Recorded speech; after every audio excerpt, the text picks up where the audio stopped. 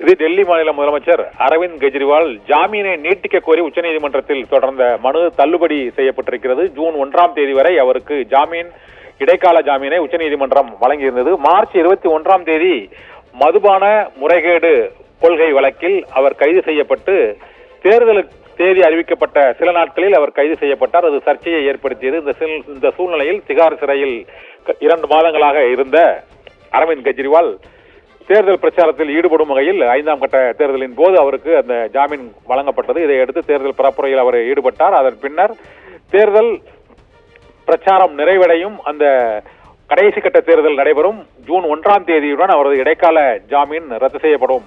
அதன் பின்னர் அவர் சிறையில் சரணடைய வேண்டும், நீதிமன்றத்தில் சரணடைய வேண்டும் என்று அந்த இடைக்கால உத்தரவை உச்சநீதிமன்றம் பிறப்பித்திருந்தது. இந்த சூழ்நிலையில் தமது உடல் எடை குறைந்து விட்டது என்றும் சிறைச்சாலையில் அடைக்கப்பட்டிருந்ததால் தமது உடல்நலம் பாதிக்கப்பட்டிருப்பதால் மேலும் 7 நாட்களுக்கு அந்த ஜாமீனை நீட்டிக்க வேண்டும் என்று உச்சநீதிமன்றத்தில் அவர் மனு தாக்கல் செய்திருந்தார். இந்த மனு தொடர்பாக உச்சநீதிமன்ற தலைமை நீதிபதியே முடிவெடுக்க வேண்டும் என்று அந்த 2 நீதிபதிகள் கொண்ட பெஞ்ச் நேற்று உத்தரவிட்டிருந்தது. இந்த சூழ்நிலையில் இன்று அவரது இடைக்கால ஜாமீனை நீட்டிக்க கோரும் மனு மீது விசாரணை நடைபெற்றது. இந்த விசாரணையில் அவரது மனுவை தள்ளுபடி செய்து உச்சநீதிமன்ற தலைமை நீதிபதி பதிவாளர் உத்தரவிட்டிருக்கிறார். மேலும் கீழமை நீதிமன்றத்தில் அவர் ஜாமீன் கோரி மீண்டும் மனு தாக்கல் செய்து கொள்ளலாம் என்றும் இடைக்கால ஜாமீனை நீட்டிக்க முடியாது என்றும் டெல்லி முதலமைச்சர் அரவிந்த் கெஜ்ரிவாலின் இடைக்கால ஜாமீனை நீட்டிக்க கோரும் அந்த மனுவை தள்ளுபடி செய்து உச்சநீதிமன்றம் உத்தரவிட்டிருக்கிறது.